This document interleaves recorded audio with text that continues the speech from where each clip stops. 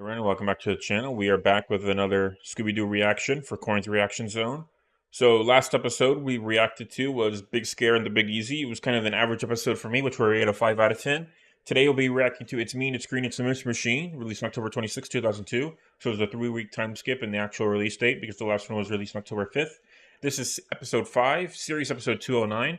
So we're already a third of the way through the What's New Scooby-Doo first season, which I'm very excited about. For the premise, when Scooby, Shaggy, and the rest of the gang are chased by their van, the Mystery Machine, after it goes rogue, they must get to the bottom of the mystery before someone gets hurt. And then some trivia. Originally, Lindsay Lohan was going to play Mandy Dinwiddie, but she turned down the role because she was busy doing the filming of the 2003 film Freaky Friday, which also stars Jamie Lee Curtis. This episode alone is a perfect example of the series premise of Scooby-Doo being in the 21st century, with modern updates to certain elements seen in the original series. Like in What a Night for a Night, the episode begins with Scooby and Shaggy walking home from the movies, with the latter complaining how late it is because the former had to see a dog movie twice in a row. Last time it was about a forest ranger type dog, and this one is about a space dog. Another reference that they're actually seen leaving the theater downtown as opposed to walking in the woods. The gang seems to spend their evenings at a smoothie shop instead of a malt shop. Velma permanently carries around a laptop for research. The gang is solving a mystery in an ambiguous local setting. So yeah, it gives me also supernatural vibes with that. That's why they made such a great crossover episode together. This is the first and only episode in the series history to give a canon backstory to Mystery Machine's history. It was usually Scoob as a pup that they give that kind of style to. And then this episode is animated by Wang Film Production and Cuckoo's Nest Studios, giving it an almost entirely different look compared to the other episodes and looking somewhat similar to a pup named Scooby-Doo.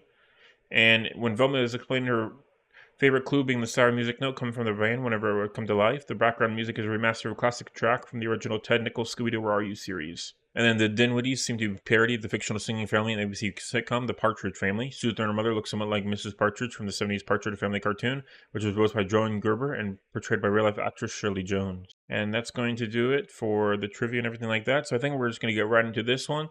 Stats going into this, Daphne's now for the first time in the lead on What's New Scooby-Doo because I gave her an extra $10 for the hinge.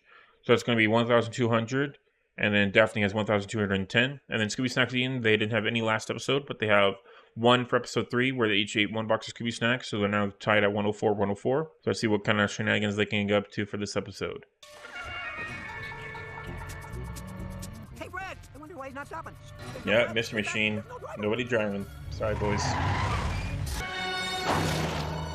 Mystery Machine taking counts as a gang, right? We can add some property damage. Like the Mystery Machine, it's after us! Maybe I left the parking brake off. Parking brake? No way, man! That thing was alive, and there was this Nice. green glow and scary music playing. What the heck? The streamer won't budge! Yeah, destroying stuff, man, with that Mystery Machine. The Mystery Machine parachute! I love that. Hasn't been there and has been there since. Yep, the mechanic, our first suspect, most likely. How about I take it off your hands? We're not here to sell it. Besides, what would we ever do without the Mystery Machine? Yeah, that's your thing, man. Stay away. Oh no, the Mystery Machine was stolen. Luckily for us, the Mystery Machine started leaking oil after that near miss we had last night. Just follow the gooey drip road. Well, I'm always happy to talk to the press, but I'm right in the middle of a piano lesson. Alright, here we go. There. That's the main lady, the one that's the parody. They sure were popular, and they're going to be again. You must be the Mystery Kid's biggest fan, Susan. Oh, I'm not a fan. I'm The mother. Mystery I'm a Kids, parent as well. gotcha. You own the Mystery Machine? Well, that used to be our tour bus when we were first starting out. Oh, so that's how they're doing it? Basically, the Mystery Machine was owned by the Mystery Kids. Wow. Well, we've got an album to finish and a concert at City Park tomorrow night. Oh, Mom, is that thing still running? Yeah, except now it's running on ghost power. Shaggy likes to exaggerate. Technically, the van was owned by our keyboard player, Flash Flanagan. Gotcha, Flash Flanagan, okay. Well, Flash had an accident after one of the concerts, and now he's in rock and roll heaven.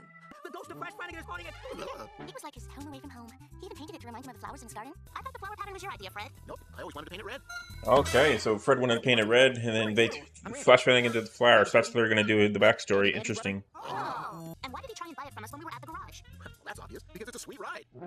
Looks like he cornered the Mystery Kids collectibles market. Hey, check it out. Yeah, there's so many collectibles. Like, that's crazy. Just how many he has, man. Turn to rewind the music that Flash Flanagan swung off stage and vanished into rock and roll legend. Oh, sorry, Left one dude. final mystery. Each week, That's a wild sad. daisy appears on Flash's headstone. The gift of an obsessed fan or a calling card from Flash himself. Well, looks like no one got hurt. We'll call it a malfunction and let you guys off with a warning. But we'll have to impound your vehicle. Of course, he has to impound it.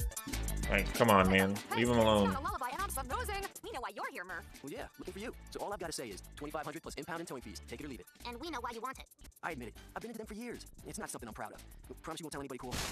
Mom, Randy's trying to wreck our show. There could have been a fire. No way, Mandy. That's a fireproof curtain. It's lined with lead. We are gathered tonight to contact the spirit of Flash Flanagan. I am the great Madame Daphne. Come on, Daphne. That's not even noticeable at all, dude. Make this Just evil weird. noise. Tell us who has corrupted the Mystery Machine. Was it Andy Randy or Mandy to hype the mystery kids? Randy to get revenge on his ungrateful siblings? Murph to get us to sell? Wow, I'm good. Like everybody run! Because that lead-lined curtain is keeping wireless commands from getting through to its computers. Mom? Susan wanted the mystery kids to be back on top of the music world, so she came up with this Gotcha. plan to get attention for their concert. Yeah, that makes sense of why she was even doing any of this crud, to be honest. Just wants basically Momager style kind of thing. They're just green-colored Christmas tree lights hooked into the battery. But Andy and Mandy... Oh, really? had a flashback Well, in his brain. okay, that works out then, I guess. You were just visiting the grave. That means she must have recorded that eerie score and not Flash Flanagan. Gotcha. Meant for the band to get so out of control, but you kids wouldn't stop meddling. The mystery kids are still gonna be bigger than ever. Sorry, Mom, but the mystery kids are calling it quits. And they're quitting. That's what you get for doing it like that. From now on, all of us kids are so sticking together. $8,000, and that's my final offer. Come on, dude, go away. Can't collect it. They still want those It's theirs. Of course it's Scooby. Every time, man. Alright, and that's it for this episode of Scooby-Doo. A very basic one, like the previous episode. Just a bit nothing, to be honest, for me. Not really anything fun either. Just basically to hype them up is kind of just literally all it was as the bad guy. That's it. You know, just wanted to get them attention. That's why just a bit basic of an episode. Didn't really have it much fun as with it as the previous ones. I was kind of tuned down on this one a little bit. It's also why I didn't really remember it very much either, which is why I think I'm going to give this one a 4 out of 10. I just didn't care for it at all compared to the last episode I rated a 5 out of 10, but for this one I think it's one of my weakest episodes. A bit nothing, and the ghost part of it, they didn't even have a ghost of the main kind of like, they just had a random, like he didn't deserve to just basically be killed off screen. He was a pretty cool design. He was one of the ones that painted on the Mystery Machine as well, so it would have been cool to actually see him. So that was just a bit nothing as a reasoning as well. That's why I'm going to give this one a 4 out of 10. I just wish I had some more meat to it and some more fun. Like, they didn't even have, like, a fun, cool game moment either. Of, like, we didn't even see, like, a full flashback. They just kind of expositioned it of, like, where the Mystery Machine came from. They didn't have anything fun, like in Pup Named Scooby-Doo, where they actually flash back to the actual scene and stuff like that. So, a bit nothing for me, to be honest, and just didn't really care for it as well. Which is why we're going to go 4 out of 10. And that's going to do it for this weekend's episodes.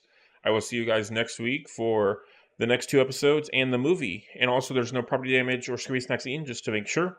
Next week, we'll be reacting to episodes 6 and 7, as well as the movie, which is going to be Witch's Ghost. Okay, cool.